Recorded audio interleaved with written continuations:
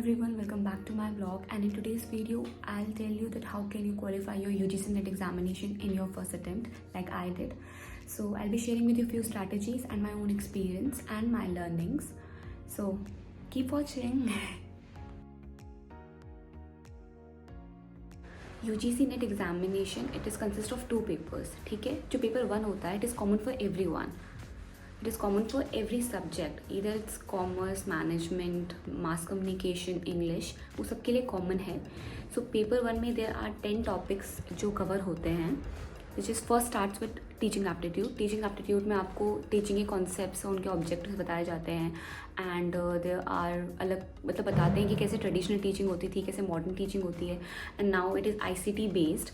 So वो कैसे होता है, teaching learning method, it is something very important because मुझे लगता है अगर आप आने वाले टाइम पे if you want to be an assistant professor, so teaching is something you should know and there will be concepts and the psychology behind teaching. सो आप वो भी पढ़ेंगे टीचिंग एप्टीट्यूड में. Second comes research aptitude. सो research aptitude में आपका पूरा research होता है, आपको रिसर्च सिखाई जाती है because you are suppose to be a research as well. कुछ लोग PhD के लिए ज़रूर ऑप्ट करेंगे. सो यहाँ पे आके आप रिसर्च एक्चुअली सीख जाएंगे and those who already know research how to do it. And जैसे बहुत सारे मेथड्स होते हैं, क्वालिटेटिव, क्वांटिटेटिव, क्वालिटेटिव, सो वो सब भी आपको आ जाएगा. सो ये बहुत इंपॉर्टेंट है एंड इससे बहुत क्वेश्चंस आते हैं. Research aptitude something very important, will tell you. Third is comprehension. ये सबसे बहुत कॉमन है, I believe it's something very scoring. 5 में से 5 मार्क्स सबसे से लेके आ सकते हैं, इवन 10 मार्क्स, सॉरी 2 पैसेज आते हैं. सो 10 मार्क्स आप लेके आ सकते हैं. All you have to learn is the trick behind comprehension. ठीक है, फाइंड योर ओन वे. आपको पहले क्वेश्चन पढ़ के समझ में आता है, आपको पहले ऑप्शंस पढ़ के समझ में आता है. ठीक है, so comprehension is a very scoring topic. Fourth is communication. उसमें बताया मतलब उसमें टाइप्स ऑफ कम्युनिकेशन एक्चुअली पढ़ाई जाती हैं. ठीक है, and it's is also very simple. इससे क्वेश्चंस मैंने कभी भी इतने कॉम्प्लेक्स देखे नहीं हैं, सिंपली क्वेश्चंस आते हैं जनरल अंडरस्टैंडिंग के. Fourth we have mathematical reasoning and aptitude. So those who can do good in maths, it is very simple. ठीक है, ये सिंपल है. 10th या 11th तक इतने की मैथ्स आती है, बेसिक आती है. If you are good with calculations you will be able to do this. All you need is practice, because ये थोड़ा टाइम कंज्यूमिंग हो जाता है. बिकॉज एट टाइम्स मैंने खुद देखा था, मेरा रिजल्ट मेरे किसी भी ऑप्शन से मैच नहीं कर रहा था. सो आई बिलीव ये मेरा थोड़ा सा वीक पॉइंट है, but I am working on that as well. Aptitude मेरा अच्छा है, एप्टीट्यूड में मैं अच्छा कर लेती हूँ एंड से क्वेश्चन एप्टीट्यूड से मुझे तो ठीक ही लगते हैं. All you have to do is go to previous year question papers and see, क्योंकि एप्टीट्यूड का एक मेथड है, एप्टीट्यूड सेम टाइप का ही आता है. ठीक है, so previous year question papers as I have said before कि वो काफ़ी काम आते हैं. Now next we have logical reasoning. Logical reasoning मुझे लगता था मुझे बहुत अच्छे से आती है एंड इसमें से कुछ इट्स वेरी डीप. ठीक है, इसमें लॉजिकल रीजनिंग में बहुत कुछ होते हैं. फैलेसीज मेरे को सच में मुझे आते हुए मुझे लगता है क्वेश्चन पेपर में जब वो आती है मुझे नहीं समझ में आता है. दो फैलेसीज आप समझ लेंगे एंड इट्स क्वाइट ईजी. पता नहीं मेरे को ऐसे क्यों मुश्किल लगती है.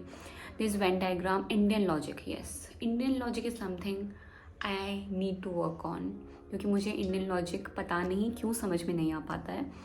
आई हैव ट्राइड, मैंने समझने की कोशिश किया, मुझे लगा है कि मैं समझ जा रही हूँ, but when it comes to answering the questions मैं नहीं कर पाती हूँ. बट ठीक है, I am working on that because मेरे भी कुछ weak points I am telling you, just like that आपकी भी कुछ होंगे, right. So you have to go through all the syllabus and see कि आपके कौन कौन से वीक पॉइंट्स हैं. एंड इसी में लॉजिकल रीजनिंग में आपके काफ़ी कुछ आता है, like this a lot you guys will need to cover.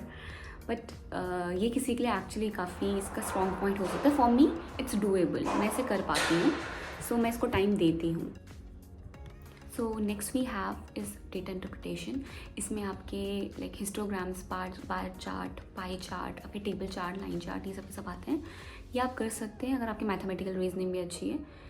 All you need is practice in this. इसमें काफ़ी प्रैक्टिस की ज़रूरत होगी सो दैट आप अपना टाइम अपना बचा सकें. यू नो, मैथमेटिकल रीजनिंग और data interpretation is a section जहाँ पर आपका टाइम थोड़ा कंज्यूम होता है.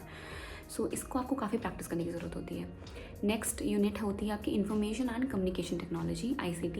इसमें बेसिकली आपकी टर्मिनोलॉजीज होती हैं, ये आपको पढ़नी होती है. ICT समथिंग वेरी कॉमन और मुझे लगता है ये जनरल अवेयरनेस के लिए बहुत इंपॉर्टेंट है.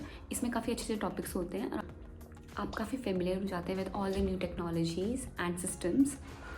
ये आप कर लेंगे. In the last not last, next we have people development and environment. So इसमें आप पूरे SDGs MDGs ये सब कुछ पढ़ेंगे. एंड इसमें जो भी समिट्स हुए, इन्वायरमेंटल प्रोटेक्शन एक्ट, ये सब के सब होता है आपकी.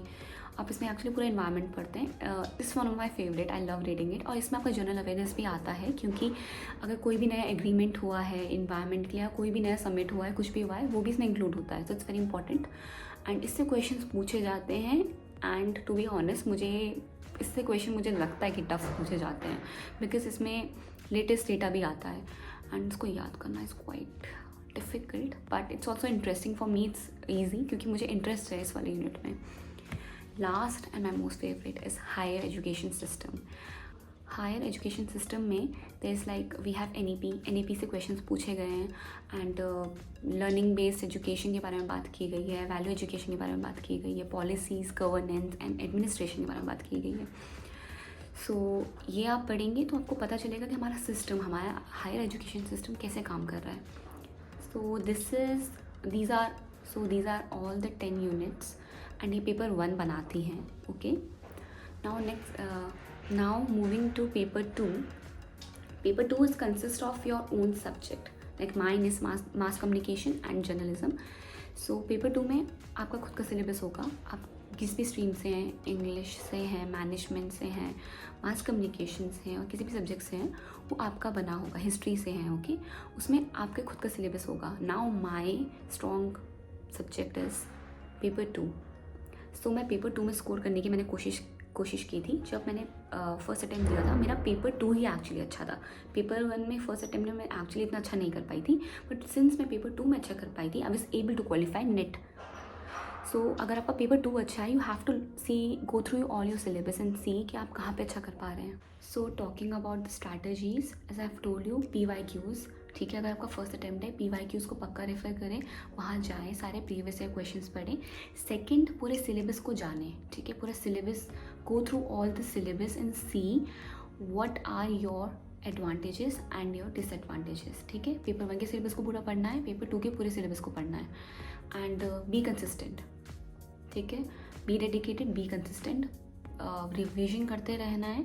And all the best for your first attempt. And don't be disheartened अगर फर्स्ट अटैम्प्ट में नहीं हो पाता. It's okay, because it's a chance and you will make it next time for sure.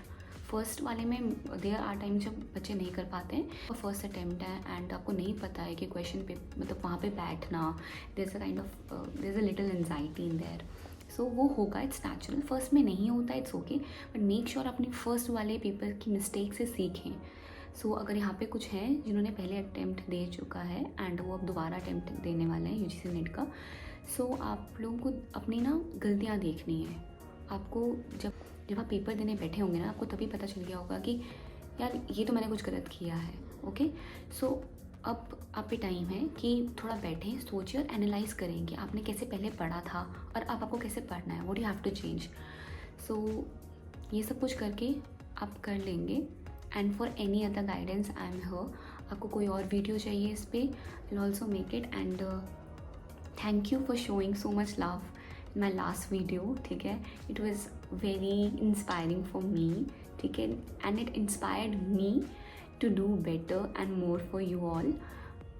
And अभी मैंने ये एक वीडियो बनाई है. And future I make more such videos for thoroughly. I make in depth videos as well, जहाँ पे मैं specifically बात करूँगी. I also talk about the interviews, कैसे आप इंटरव्यूज़ को क्रैक कर सकते हैं. And I also talk about some people had some questions regarding LinkedIn and how to create a profile and how to look job through LinkedIn, because मैंने अपनी job LinkedIn के through ही पाई है. And for any job I applied, I got it from LinkedIn and I cracked each interview there. So I'll also discuss about the trick I used. So for that I'll make another video. So keep watching.